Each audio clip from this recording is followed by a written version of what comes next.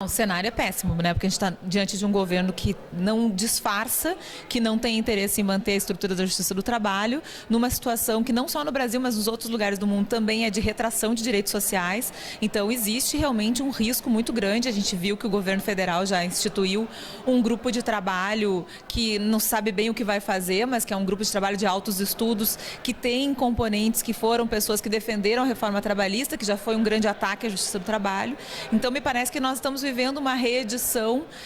do que vivemos na década de 90, mas com algumas características que são ainda mais graves e que, portanto, exigem mesmo mobilização, porque há um risco real. Eu acho que precisa ser feita assim, uma campanha de conscientização das pessoas sobre a importância da justiça do trabalho e do serviço público em geral, mas especialmente daquele serviço público que a justiça do trabalho presta, né, para a compreensão da população que não está dentro do poder judiciário, de que, na verdade, a justiça do trabalho é um meio de garantia de cidadania para a trabalhadora e trabalhadora no Brasil. E é preciso ter muita mobilização também. Sem mobilização não vai ter como enfrentar. E essa mobilização depende de união, me parece, dos servidores, dos juízes, de todos aqueles que atuam no mundo do trabalho, inclusive advogados e advogadas, que já estão sentindo os impactos da reforma trabalhista e que também vão perder o seu local de trabalho caso haja extinção da justiça do trabalho, porque a gente não pode esquecer que não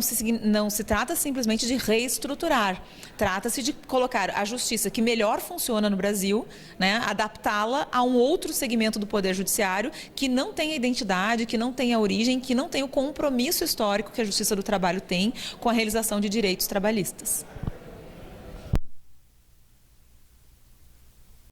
Isso porque o que está em jogo, na verdade, é o modelo de Estado que nós temos. Porque a gente tem um modelo de Estado em que os três poderes seriam independentes e, inclusive, o Poder Judiciário tem a função constitucional de ser o garantidor dos direitos que são estabelecidos pelo Poder Legislativo e que precisam ser praticados pelo Poder Executivo. Então, quando os três poderes se reúnem e sinalizam, né, que esse pacto é em nome de reformas e os anteriores não foram diferentes, o que nós temos, na verdade, é uma quebra do pacto democrático, né, dessa noção de Estado. Então, vê o quanto isso é grave.